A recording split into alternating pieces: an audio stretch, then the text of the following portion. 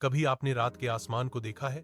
वो अनगिनत तारे, वो असीम सन्नाटा और वो एहसास कि इस ब्रह्मांड में हम अकेले नहीं हैं। आज की वैज्ञानिक सभ्यता कहती है हमने स्पेस को जीत लिया, लेकिन सच ये है हमने बस वही पाया है जो हमारे ऋषियों ने हजारों साल पहले महसूस कर लिया था। भाग एक, ब्रह्मांड की उत्पत्ति। ऋग्वेदा का कॉस्मिक कोड। ग्वेद के नासदीय सूक्त में एक गहरा रहस्य छिपा है। नासदासीनो सदासीतदानी नासीद्रजो नो व्योमा परो यत्। ग्वेद 10:129। अर्थ, उस समय न अस्तित्व था, न अनस्तित्व, न ऊपर आकाश था, न नीचे धरती। क्या ये बिग बैंग का संकेत नहीं? जब विज्ञान कहता है कि ब्रह्मांड एक सिंगुलैरिटी से उत्पन्न हुआ, वेद पहले ही कह चुके थे सृष्टि शून्य से उत्पन्न हुई और शून्य में विलीन होगी। ऋषियों ने उस अदृश्य ऊर्जा को ब्रह्म कहा जो सब कुछ है और फिर भी किसी रूप में नहीं। आज हम उसे क्वांटम फील्ड कहते हैं। भाग 2, ग्रह नक्षत्रों का विज्ञान। ज्योतिष शास्त्र की अंतरिक्षीय दृष्टि। वैदिक ज्योतिष को लोग केवल राशिफल समझते हैं, लेकिन यह तो कॉस्मिक मैथमेटिक्स का शुद्ध रूप है। सूर्य आत्मा जगतस्तस्थुशश। ग्वेदिक 115। एक अर्थ, सूर्य समस्त गतिमान जगत की आत्मा है। सूर्य को आत्मा कहना एक आध्यात्मिक उपमा नहीं, यह बताता है कि सौर ऊर्जा ही जीवन का स्रोत है। आज की एस्ट्रोबायोलॉजी यही कहती है, without solar energy life can not exist. और महर्षि पाराशर की बृहत पाराशर होरा शास्त्र में ग्रहों की गति, उनकी गुरुत्वाकर्षणीय प्रभाव और पृथ्वी पर उनके जैविक परिणामों का अद्भुत गणित है।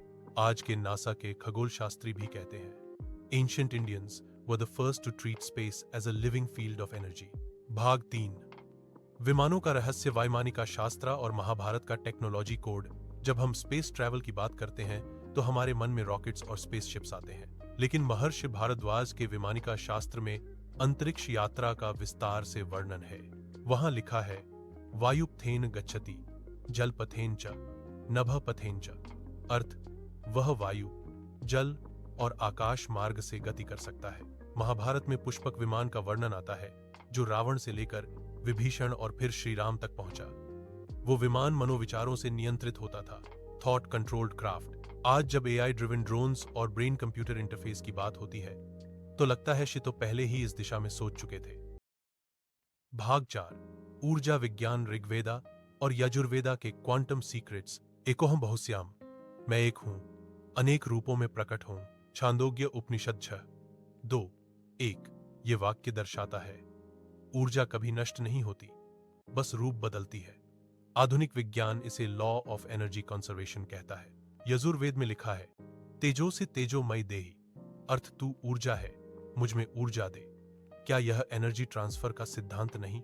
हमारे यज्ञ, अग्निहोत्र और ध्यान साधना सभी इस कॉस्मिक एनर्जी के वैज्ञानिक उपयोग का उदाहरण है। भाग 5, टाइम ट्रैवल और काल सिद्धांत। महाभारत की रहस्यमयी कथा। महाभारत में एक प्रसंग आता है राजा काकुदमी और उनकी पुत्री रेवती जो ब्रह्मलोक में गए और जब पृथ्वी पर लौटे तो सैकड़ों युग बीत चुके थे। क्या यह टाइम डायलेशन का सिद्धांत नहीं? आइंस्टीन ने कहा था time slows down when you move closer to speed of light, परंतु ऋषियों ने हजारों वर्ष पहले इसे अनुभूति से समझ लिया था। भाग 6, मानसिक तरंगे और टेलीपैथी। उपनिषद का कॉन्शियसनेस साइंस। मन एव मनुष्याणा कारणम बंध मोक्षियो। अमृत बिंदु उपनिषद। अर्थ, मन ही बंधन और मुक्ति का कारण है।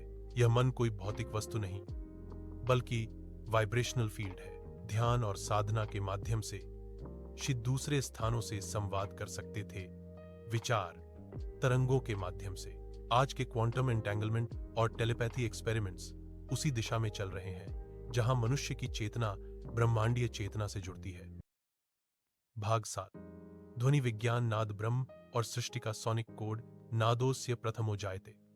नाद ध्वनि से ही सृष्टि का प्रारंभ हुआ। शिव महापुराण।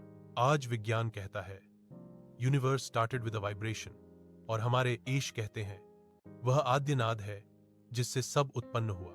हर मंत्र, हर जप एक विशिष्ट फ्रीक्वेंसी पर कंपन करता है जो शरीर और चेतना को संतुलित करता है। आज साउंड थेरेपी इसी सिद्धांत पर आधारित है।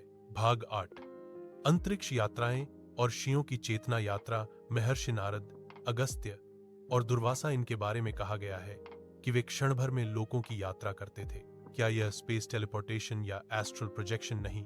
योग वासिष्ठ में लिखा है, चित्तम सर्वगमम सूक्ष्मम, अर्थ चित्त सूक्ष्म है और सर्वत्र जा सकता है।